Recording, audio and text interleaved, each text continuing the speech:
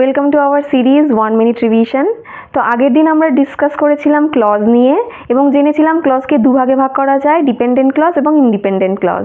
তার মধ্যে ডিপেন্ডেন্ট ক্লজের আবার তিনটে ভাগ আছে, নাউন ক্লজ, অ্যাডজেক্টিভ ক্লজ আর অ্যাডভার্বিয়াল ক্লজ। আজকে আমরা নাউন ক্লজকে নিয়ে আলোচনা করব। তাহলে নাউন ক্লজ কোনটাকে বলা হচ্ছে?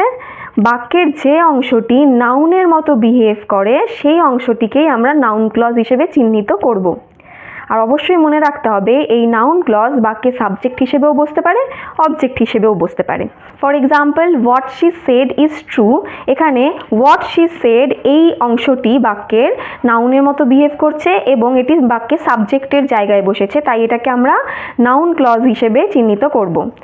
একটি টিপস তোমাদের দিয়ে রাখি, কোনো সেন্টেন্সকে যদি আমরা হু বা হোয়াট দিয়ে প্রশ্ন করলে বাক্যের যে অংশটিকে আমরা উত্তর হিসেবে পাবো সেই অংশটি আসলে নাউন ক্লজ। তাহলে এবার তোমরা বলো, I don't know wire he lives এখানে কোনটি নাউন ক্লজ? কমেন্টে জানাও। ভিডিওটি ভালো লাগলে লাইক করো, শেয়ার করো এবং আমাকে ফলো করতে ভুলো না। ততক্ষণ পর্যন্ত কিপ লার্নিং, কিপ গ্রোয়িং।